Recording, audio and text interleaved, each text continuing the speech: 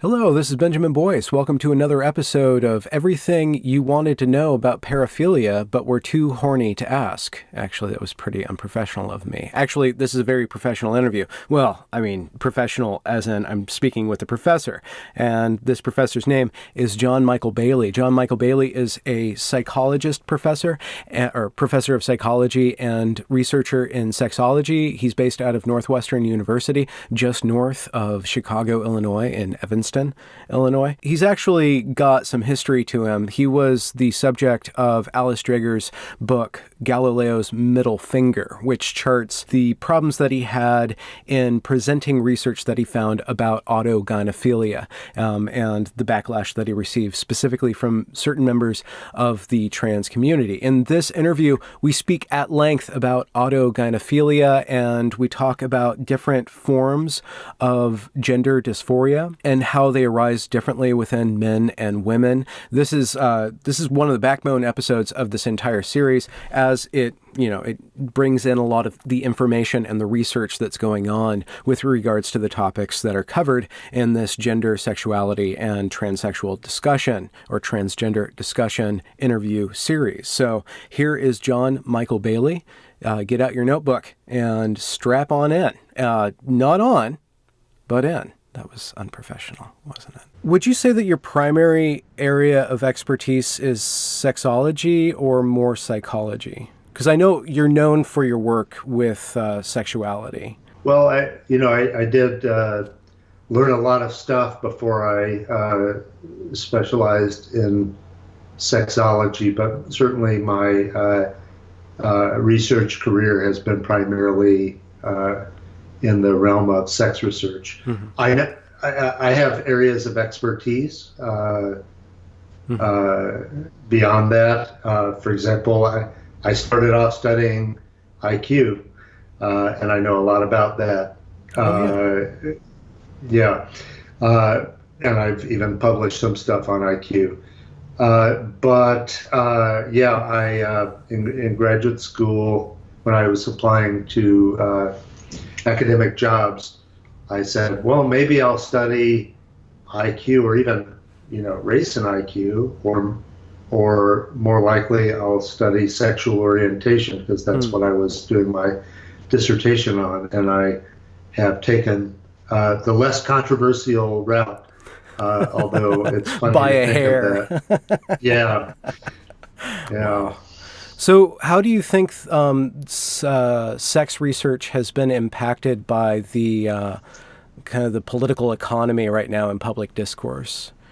Are you fearful of what's happening about what's being allowed to be researched and what's being silenced with sex? So the word fearful, I want to clarify. I have tenure. I'm an expert. I've been attacked in ways that did make me fearful in the past for my job even. And I have come through, and nothing that is likely to happen is going to make me as fearful as that. I am afraid for our collective future in terms of learning important things and believing what is true, as opposed to what various subgroups want us to believe. I'm afraid for that. Mm-hmm. And with regards to sexuality, I have some questions specifically concerning the work that I'm doing with the transgender discussion. I don't want to call it an issue, but the field of discourse around trans issues. And I was going through the literature, and I'm not very well researched at all, but it seems like there's a lot of research into male gender dysphoria. And is it even or is it uneven as opposed to what's been researched with female dysphoria?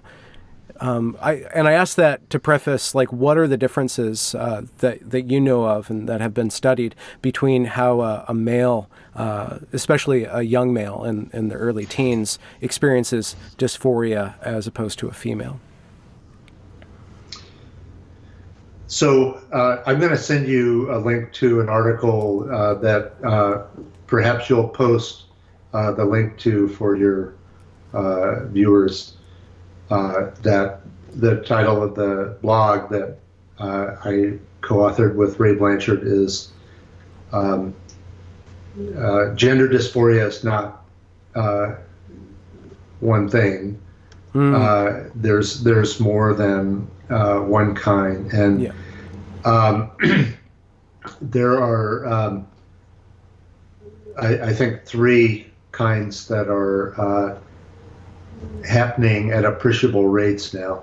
The first kind happens in both males and females, and it is the child onset. It's the kind that is, I think, the most familiar with people's narratives anyway, and that's a little kid who acts like the other sex, and they may even say they want to be the other sex, or that they are the other sex. So that's child onset gender dysphoria, and in the past, that is, in America, that's been more common in males than females, though that may reflect selection bias, in that parents may be more disturbed when that happens in a boy than in a girl, so they might be more likely to take him to treatment. Okay, yeah. And that type is strongly associated with adult homosexuality with respect to birth sex. So the little boys tend to grow up to be gay men, and the little girls who want to be boys are much more likely than other girls to grow up to be lesbian, although that they're less likely than boys to grow up to be same-sex attracted. Okay, so that's type 1, and that type has been studied the longest. Then I'm going to skip to type 3. Type 3 is what I would call rapid onset gender dysphoria, and that's the type in which nobody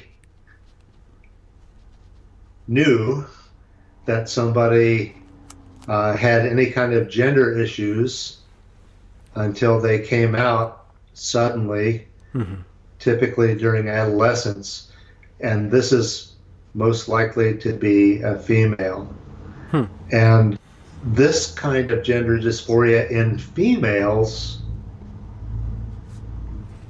there is little evidence that it happened before 10 years ago. Really? And it has exploded to be the most common kind. Some of us believe that this is a socially contagious phenomenon that in which adolescents typically become convinced that they have something they don't have, and they acquire these beliefs through social influences, and also because of a cachet. It's cool to be transgender, Yeah. So this kind really needs studying, and these are these people with this dysphoria, it's serious with them, and they want to get surgery, and they want to get hormones, and they sometimes do, and it's I think, if I'm right, that it's acquired unnecessarily, that it's a tragedy. By the way, you're young, and I don't know how much you know about this, but I think that there are important parallels between this phenomenon, which I think is socially contagious, and something that happened in the 80s and 90s called recovered memories of sexual abuse. Do you know about that? Yeah. Yeah. And that was an epidemic of, there were two epidemics. There were recovered memories of sexual abuse, and there was an epidemic of multiple personality disorder that was invariably associated with those recovered memories, and those were also socially contagious epidemics of false belief, and primarily in women, and so on. Why do you think that women are more susceptible to socially constructed beliefs that take on a pathological nature? It is a good question, and I do think that. I mean, just based on those two examples, and I don't have a good answer, and so I will defer for now. And the third kind of gender dysphoria, which I know you've had a guest on your show, and you've also had James Cantor, who probably talked about it, although maybe he didn't, because he was talking about pedophilia for the most part. The third kind only occurs in people born male, and it is what we call autogynephilic gender dysphoria, and it is it begins during adolescence. I'm sorry, autogynephilia is a sexual condition. It's kind of like a sexual orientation, and it's really weird for most people to conceptualize it. Yes, and here's the best way to conceptualize it. Most men are attracted to women, right? Yeah. So an autogynephilic male is attracted to women, but for some poorly understood reason, he inverts the female target he's attracted to inside himself. And he creates this persona, a female identity that is his primary love object. Yeah. And that is so the autogynephilia is first noticeable in adolescence, and the typical first sign of it is when an adolescent boy discovers that it really turns him on to put on his sister's or mother's lingerie and look at himself in the mirror and masturbate. Now, he doesn't tell anybody, least of all his parents, that he's doing this. These days, he's likely to get on the internet and learn, in scare quotes, that he's really a woman trapped in a man's body, and then he might tell his parents that he's trans. To the parents, this appears to be rapid onset. They've never heard of this before. But it's not the same phenomenon as happens in females who have rapid onset gender dysphoria. And how do we tell the difference then? Well, I would say a good guide was this person born a male or a female? If born a male, then it's likely autogynephilic, and if it's born a female, it's likely the other kind. Is there a lack of sexual, insofar as you know the studies, is there a lack of sexual component in generally construed female rapid onset gender dysphoria? It lacks that sexual component, whereas the male autogynephilic has begins having a sexual relationship with themselves as a woman. Yeah, there's no evidence that for the rapid onset in natal females that there's any kind of sexual motivation. Yeah. And again, the one published study about rapid onset in females shows, and it's not a, it's not a randomized sample or representative sample, as it couldn't be. But the investigator Lisa Lippman found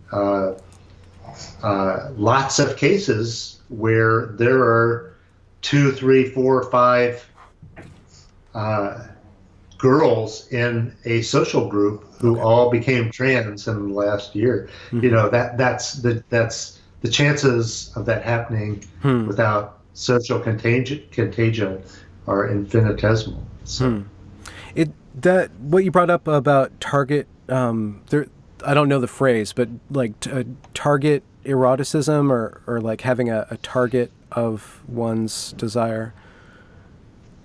Yes, that is so. Ray Blanchard has coined the term erotic target location error, and there's an analogous, more specific version, which is erotic target identity inversion. The latter means the target is inverted into the self, whereas the former, erotic target location error, could include, for example, being attracted to feet. Okay. So other people's feet. Whereas the erotic target identity inversion is always inverting it to the self.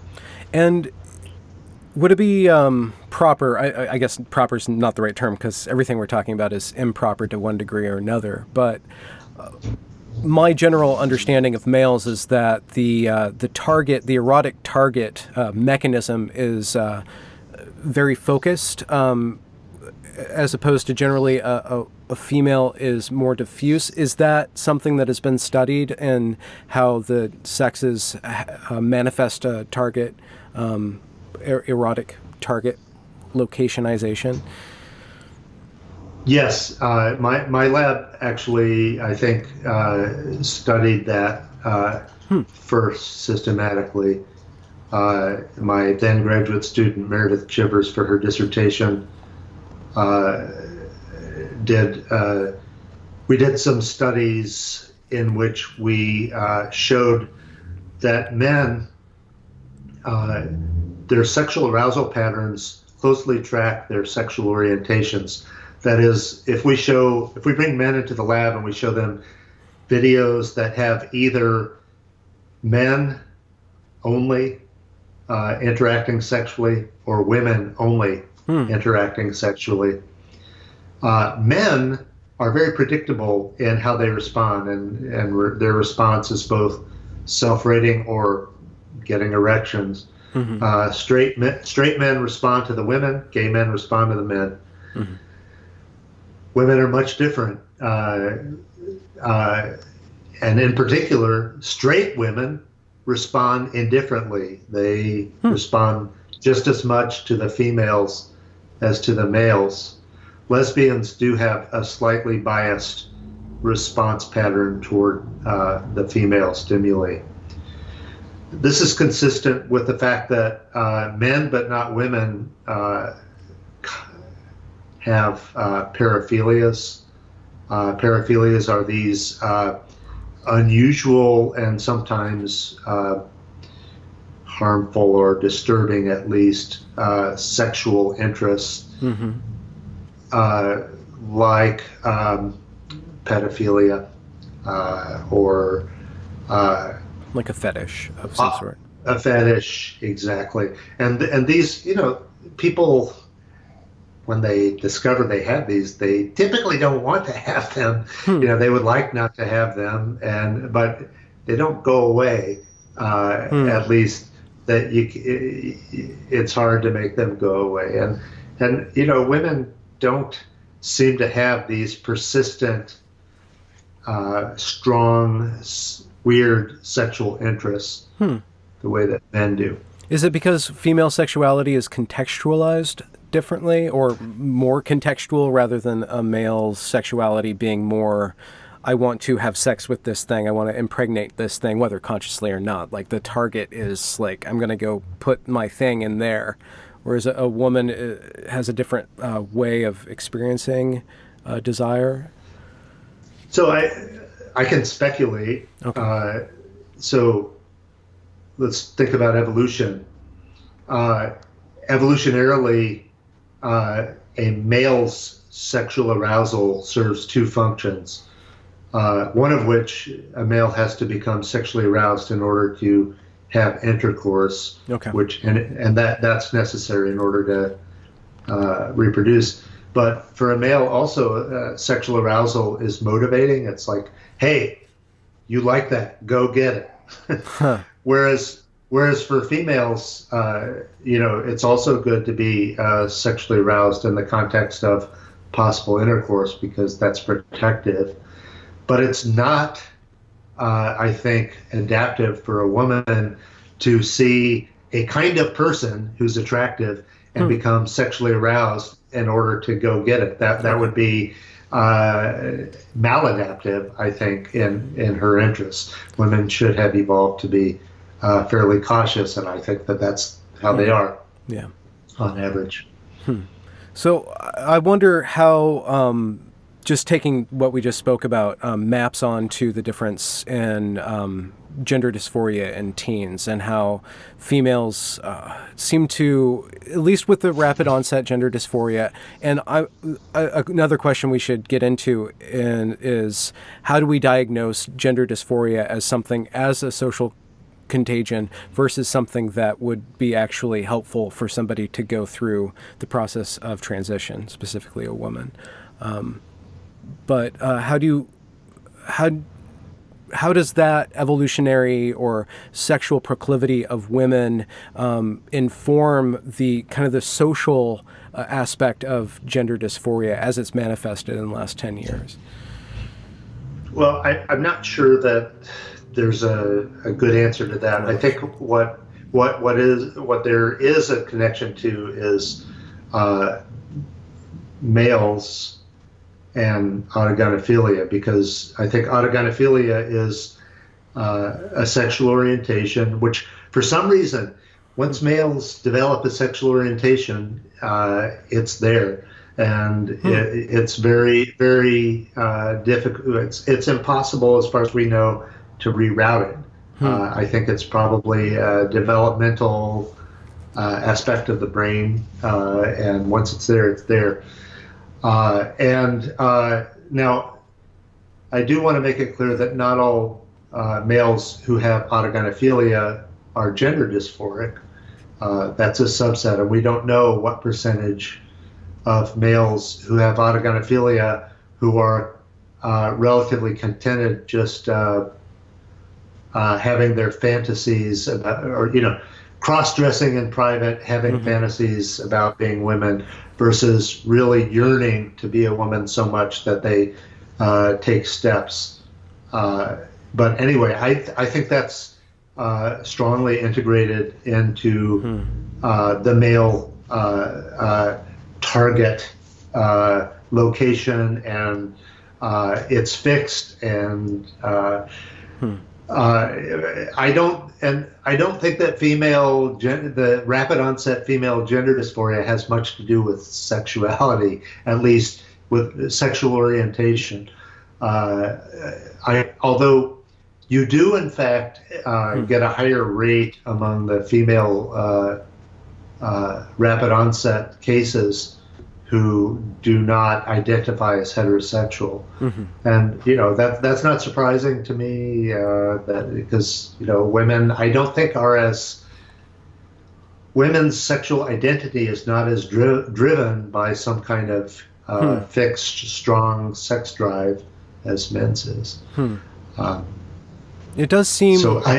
Yeah. From the very, very, very small subset of people that I've spoken to, which is like a N of 3 right now, and I'll have one more, which is the rapid onset, young women who are identifying as suffering from rapid onset gender dysphoria in their teens. And I've asked each of them so far, when they did, manifest wanting to become a man, if they constructed a man that they wanted to be, and to what extent they constructed this personality. And I haven't gotten a lot of data on that, but it seems stronger in males that they construct this identity, and that there's a lot of onus or pressure to really become that female that they fall in love with. And one interpretation that I've heard, maybe you can argue for or against this, is that a male autogynephiliac falls in love with the female version of himself and then becomes very protective of that female version of himself and acts as like the suitor and the protector, almost like they're married to themselves in a way. And there's almost a slight split or this mirroring of how one behaves towards themselves as a woman. And it doesn't seem as strong in females. Well, that does ring true, what you say about males, although, when you say the female version of oneself, I'm not sure what that means, okay, or if that's true. It's certainly a female, okay, who they would like to be. But I do think that you do get this strong motivation, and it is protective. But natal females don't. That's not the way gender dysphoria works for females. So it doesn't map on. You can't really compare them directly. So when you spoke of 3 different types of transgender, is there a female equivalent to the autogynephiliac? As opposed to the rapid onset gender dysphoria? Yeah, I do want to say that the science on this, there are lots of questions that are unanswered, and whether there is a female version, which would be autoandrophilia, is controversial, and there's not one that has been so obvious that everybody agrees that it happens. We in the article that I'll send you, we talk about one other kind that is seems to be rare, and boy, I wonder if I can even remember the name. This Ray Blanchard, my co-author, has written articles about it, and I'm not going to even try to remember the name right now, but I'll tell you what it is. This happens only in natal females, okay, and they become aroused to the idea of becoming gay men. And so what turns them on is the idea of being men having sex with other men. And there are some cases where they transition for that reason. How do we tell the difference between something that turns one on in the moment as opposed to an orientation? Like if I were to read an erotic story that turned me on, that doesn't necessarily mean that situation is my orientation. Or do you think that the orientation is pretty bound up in what turns us on? And is what turns us on pretty much persistent throughout our lives? Well, let's take men. because they're the easier case. I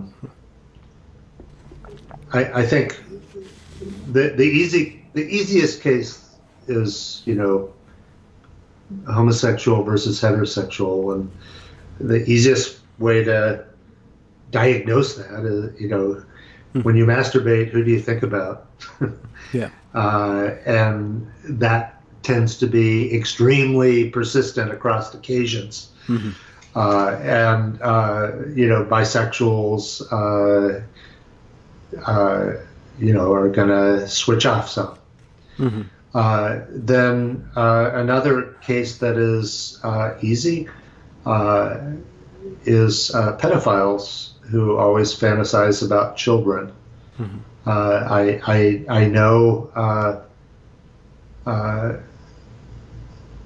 know some pedophiles through the internet who actually have never had interactions sexually with children. They have formed the group Virtuous Pedophiles. Yeah. They try to help pedophiles lead a celibate life, but they have attractions to children, and they believe that it's okay to have fantasies as long as they don't act on them. And one of them is married to a woman, and he says he enjoyed his sex life with his wife. But I say, well, okay, when you masturbate, how often do you think of women? He says, never. He's always thinking of 12-year-old boys about, So that's, I think, strong evidence that it's like an orientation. Yeah. Okay. Autogynephilia, it's usually men thinking of themselves as women. Okay. So a persistence over time. Yeah. What do you think about what do you think about, we kind of started off by talking about the internet a little bit and social media a little bit. And one large part of the internet is, pornography. And what are your thoughts on the way in which pornography shapes one's sexuality? And what are your thoughts on people now growing up are exposed to pornography, limitless amounts, basically all the time, anytime that they want it? There is quite a controversy that I have seen. I run a sex research listserv that I have lots of sex researchers on there discussing various controversies. And one of the controversies over the past decade has been whether pornography leads to various problems. And I must say that I thought it was plausible that it did, but I really think that the evidence is that it doesn't cause lots of problems for people. And I certainly think that it's unlikely to affect anybody's sexual orientation. Except that I do think people have weird interests. The internet is gonna help them find out what those interests might be. Mm-hmm. There are websites devoted to images of men being consumed by giant women. For example, that are sexual. There's furry porn.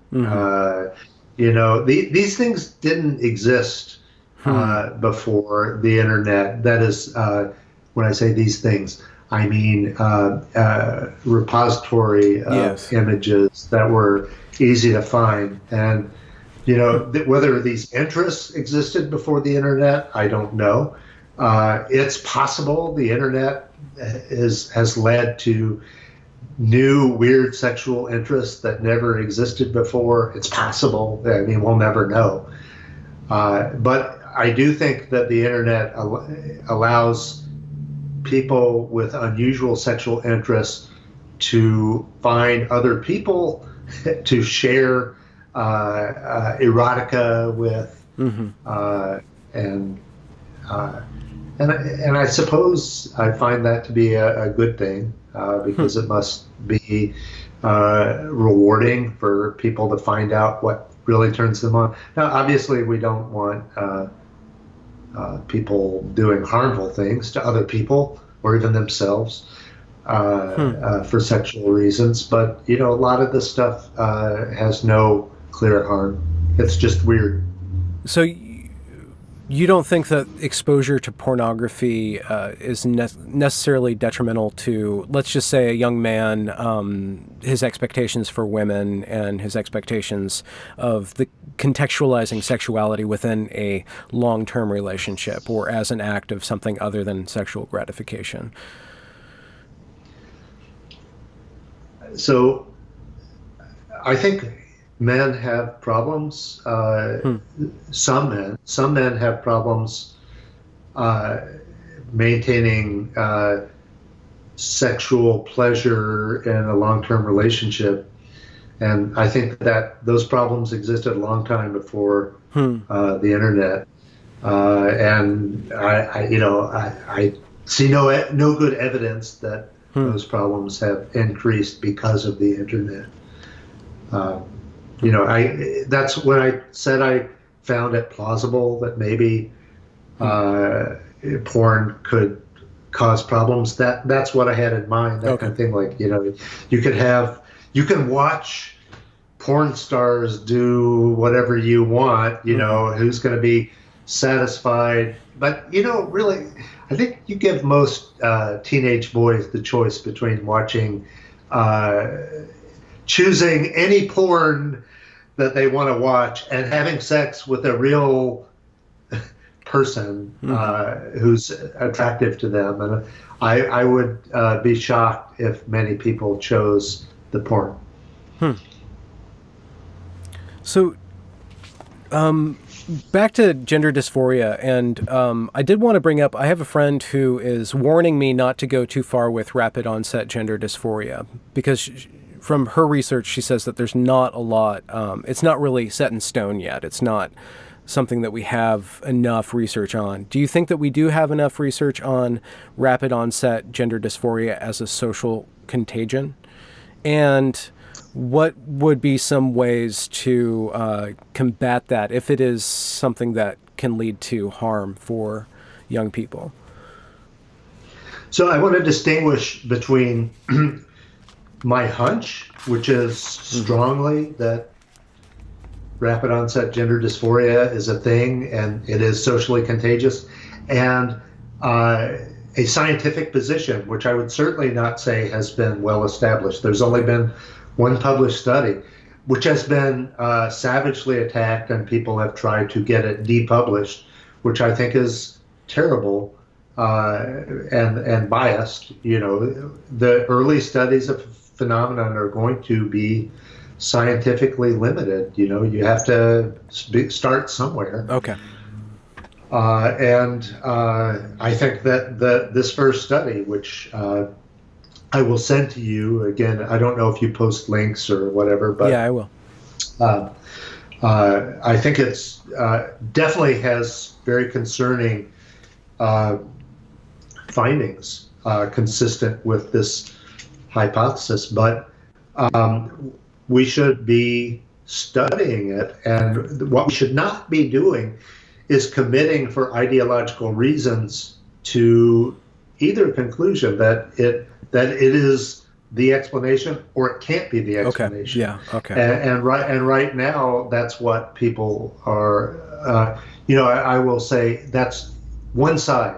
One side is trying to silence the idea of socially contagious rapid onset gender dysphoria. Lisa Littman, who published the study of that, she is very open-minded, and you read the article, she says, I know there are limitations, we have to study this farther. And to me, it's very revealing who tries to shut whom up. Yeah. That is a sign Hmm. that somebody is not playing by the right intellectual rules, Hmm. and that they're worried that they're wrong. Well, why would, because you've been in a very similar position. I mean, I don't know how similar, but people came after you when you published The Man Who Would Be Queen, and you got pretty. I read Alice Dreger's book, in which you were featured, and you were vilified quite strongly by individuals within the, I guess, the trans lobby, and it seems like the same pattern of behavior is arising with regards to rapid onset gender dysphoria, and they're more entrenched now, so they have the mechanisms and the power to actually shut down research and cause articles to be retracted. What are your thoughts on, one, why people are so strong against research into this? What's at stake for them if these ideas take root? And I forgot the other question, but what are some ways that we get around that, or what are the tools that you went through to like dispel that? Do you just have to trust that other people are going to eventually come to your aid, or? Um,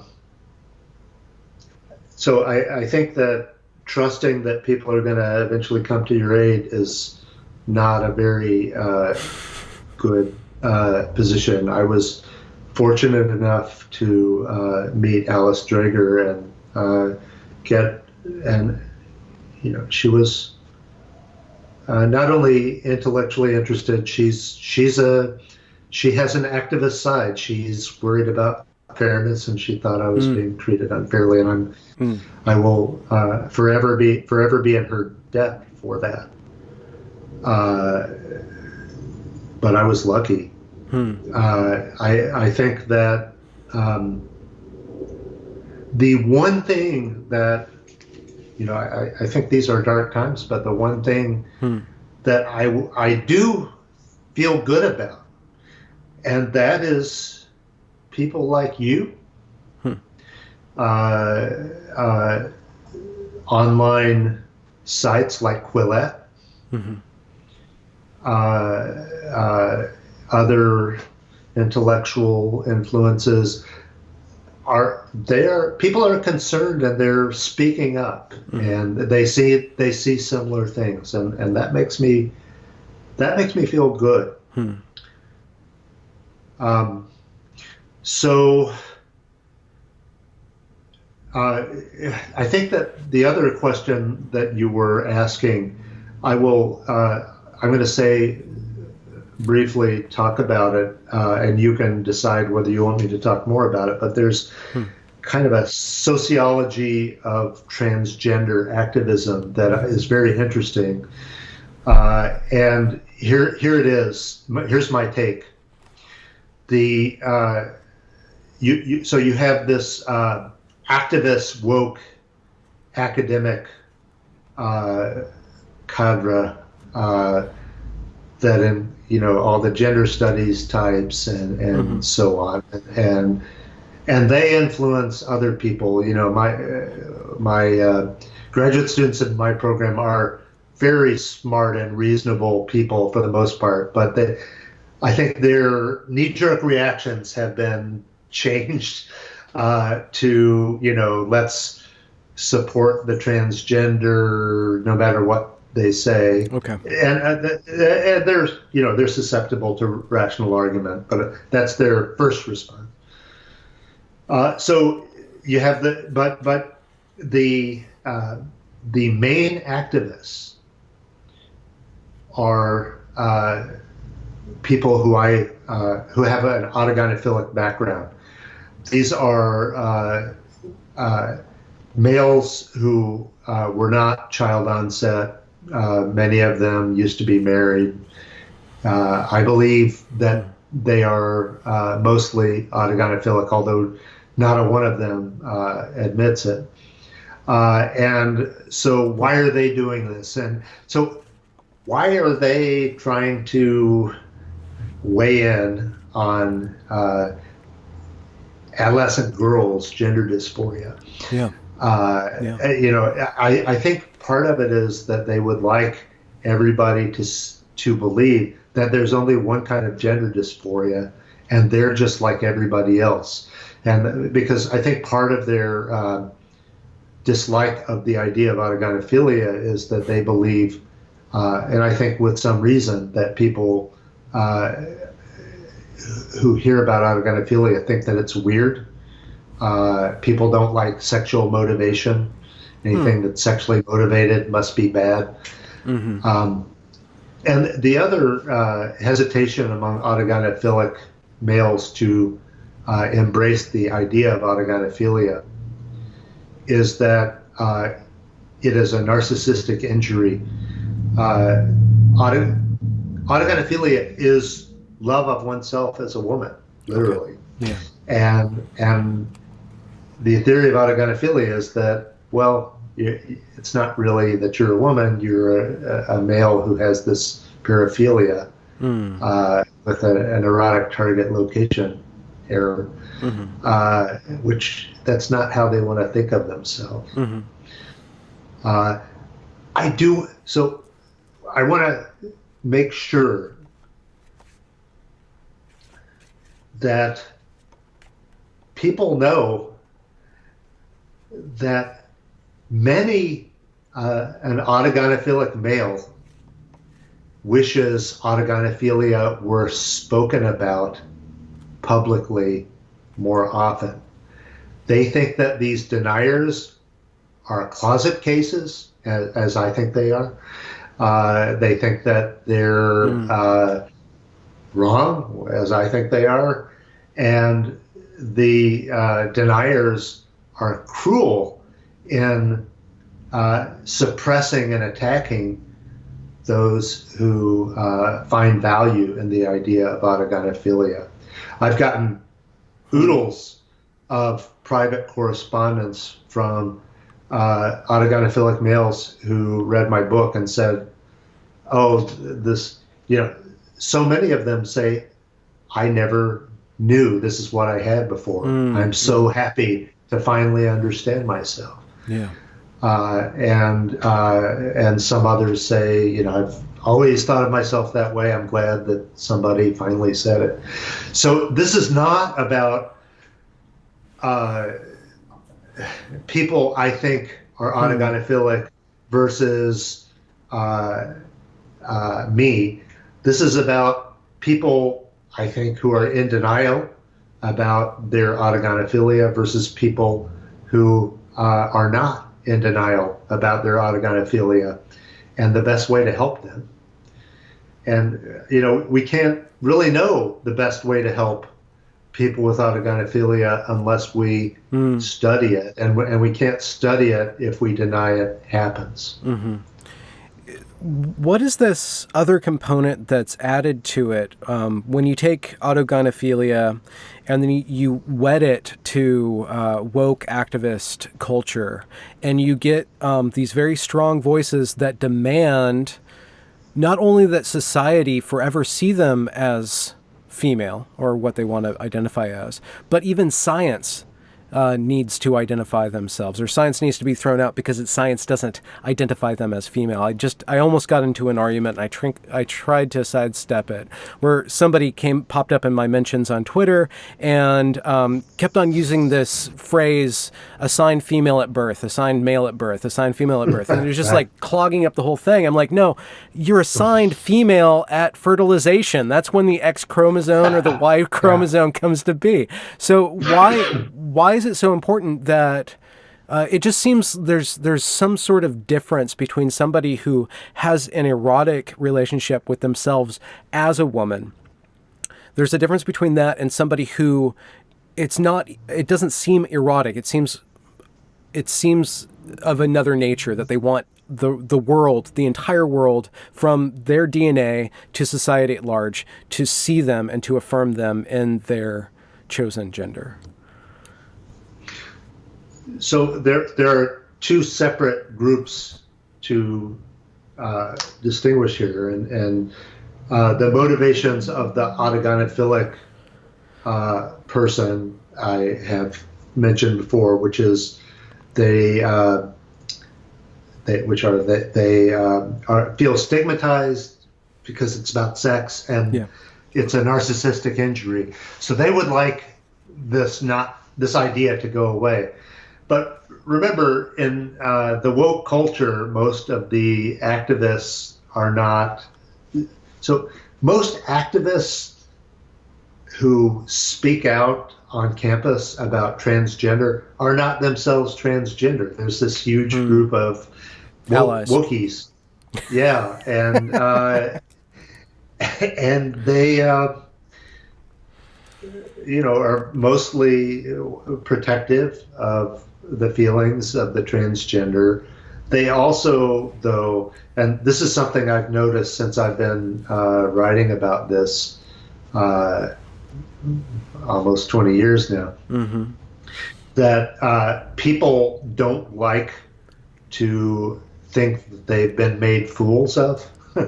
And if autogynephilia is the true explanation, and yet somebody has been saying that, well, they're, women trapped in men's bodies, blah blah blah, they're fools for saying that. So that's especially if they have the opportunity to know better, which they have. So, but why is it so important that society and reality change? I guess maybe that's you're explaining that. So it seems so. You mean what? It's so important that everybody bows down to the identification of somebody is up for them, and then everybody else has to change. The world has to change. Well, so autogynephilic transsexuals, who I do think are the ones who are driving this insistence that somebody says they're a woman, or they want to be a woman. That motivation is extremely strong, and they have, they're in the candy store right now. They actually have the ability to achieve that. But it's not just about sex then. It's about status. It's not just a sexual orientation, it's a societal orientation. Like they want to be a woman 24/7, not just when they're trying to have an orgasm, right? So it seems like no longer just a paraphilia. Yeah, so this idea that I'm glad you raised that, and I never meant to suggest that this was only relevant during an explicit sexual act. Okay. So I don't know your sexuality, but let's assume, for the sake of argument, that you're a straight man.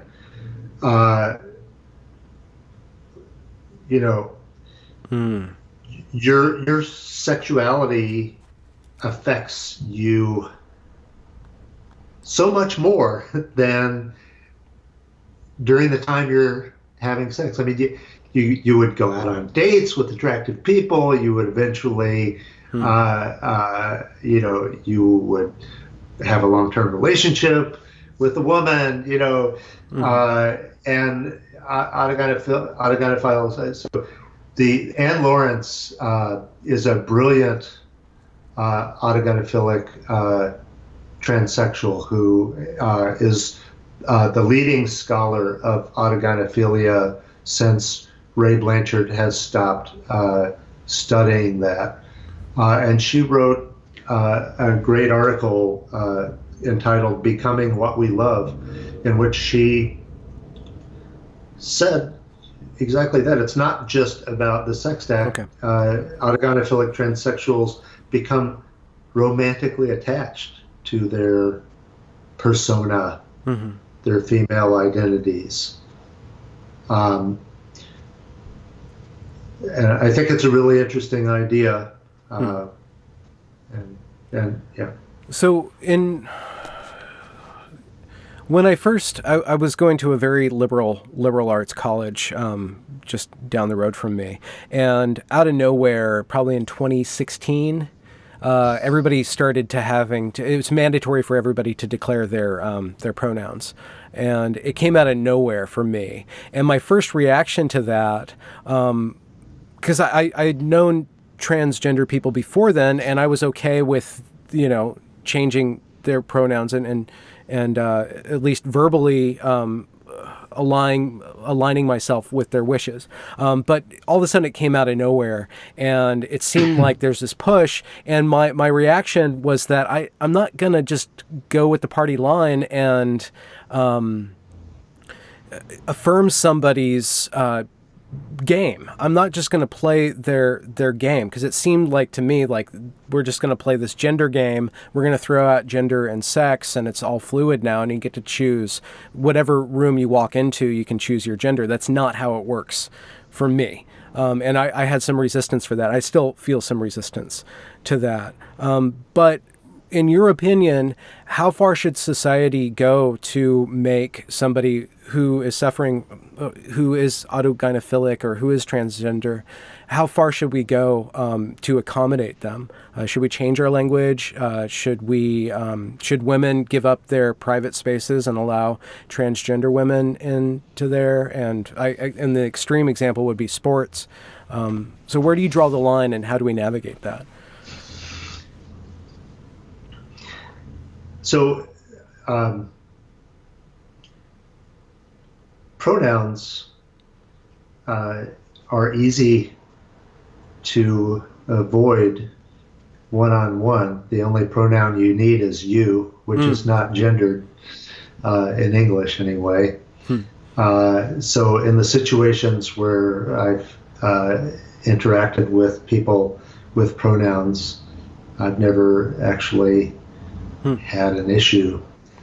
I suppose one could, if one were writing about somebody, and I don't guess I've ever had to confront that, in the sense that, so the transsexual women, the trans women who I have known, these are people born male who've transitioned to female. I've called she and never resented it. They have uniformly been taking very extreme steps. I mean, they've been living full time as women when I met them, and are clearly trying to present as women, some pretty successfully.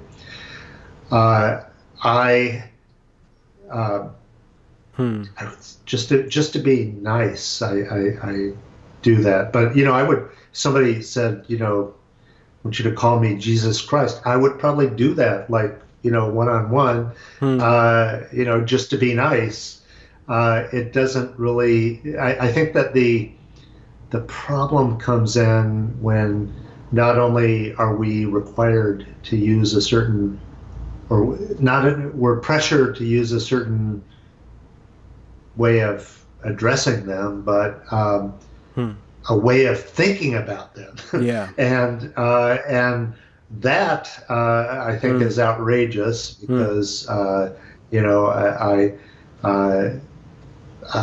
an expert in this. Nobody has offered any evidence that my hypotheses, or the hypotheses that I have, are likely incorrect. And an autogynephilic male may decide to identify as a female, and I'll say, Caitlyn Jenner is a woman, she, blah, blah, blah. But what I won't believe for a second, and will go on record, I'll give you all the reasons why not. I don't think Caitlyn Jenner has anything like the mind or the brain of a woman. I think she's entirely differently motivated, and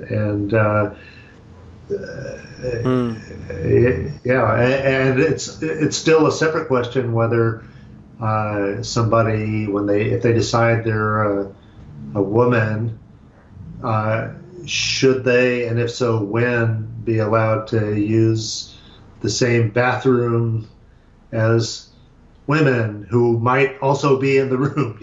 I mean, that's a different question. And so autogynephilia, is that distinct from gender dysphoria? So gender dysphoria again is an umbrella term. Okay. That includes more than one kind of gender dysphoria. There are at least three. Autogynephilia can exist without being gender dysphoria. Okay. So I know some autogynephilic males who are really still turned on by cross-dressing and engaging in female activities, including I know one who routinely cross-dresses and has sex with men. He's not attracted to men. It just turns him on to be cross-dressed and have sex with men. But he has no strong desire to become a woman, to transition. He's not unhappy being a man. Well, the question is that if somebody is suffering from a condition such as autogynephilia, and gender dysphoria, and we want to take steps to ease their suffering, then there's a bunch of transition that they can do, and then there's a bunch of ways of acting towards them that we can do as a society to ease their pain, which just seems different. Easing the dysphoria is one thing as opposed to the autogynephilia. And I wonder if there isn't some reluctance or strong resistance against the designation of autogynephilia because it denigrates the psychological suffering of somebody who really does feel like they're in the wrong body, and that they can't see themselves as that without suffering. So I just don't like the way you talk about that, which is common, like feel like they're in the wrong body. What does that mean? Okay. What I would say is that they really want to be in a female body. Okay. That's different than being in the wrong body, because it implies that being in the wrong body. I think people hear that as like being born in the wrong body, like a mismatch of brain and body. Yeah. Whereas wanting a female body is desire. Yeah, but what about disgust with one's male form, though? That's different, though, like an androphobia. Yeah, that it is different, and that sometimes happens, though not always. But that can happen. The thing is, you raised the issue specifically, but I'm going to raise it generally, and that is what should happen to gender dysphoric people? What is the best result? And the answer is almost certainly it depends. And it depends first on what kind of gender dysphoria they have, and then on differences within the gender dysphoric category. For the child onset, until fairly recently, most of them have desisted. That is, most little boys who want to be girls became okay being male, and similarly for little girls who wanted to be boys, they became okay being female.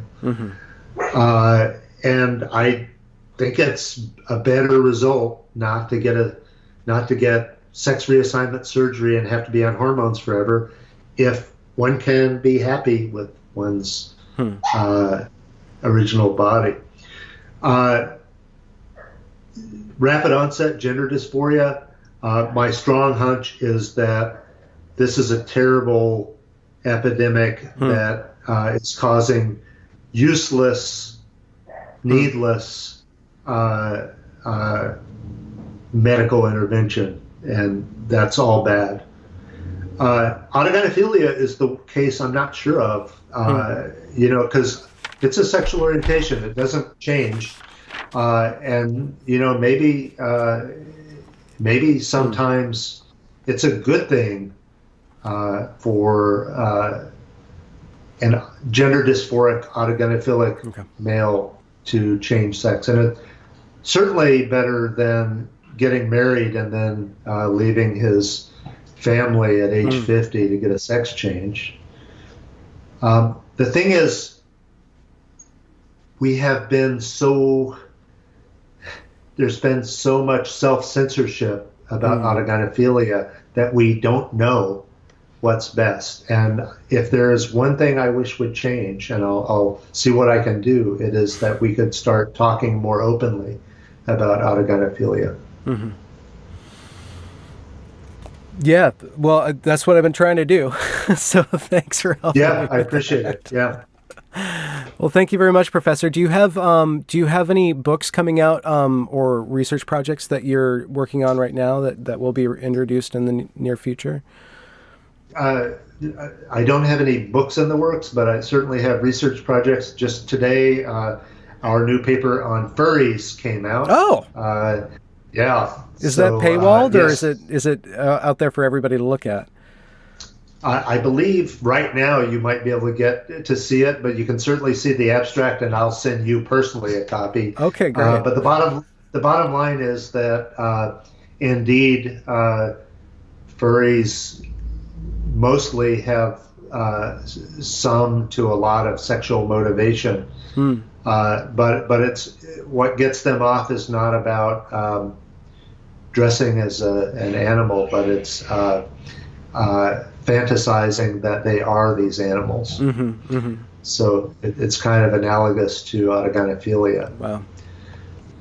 Wow. Well, thank you very much for your time, Professor. Pleasure. I'll let you know Thank when you. this is up, and maybe it'll end up on your listserv. Yeah, absolutely. All right. You have a good day. Take care. You too. Bye. Bye.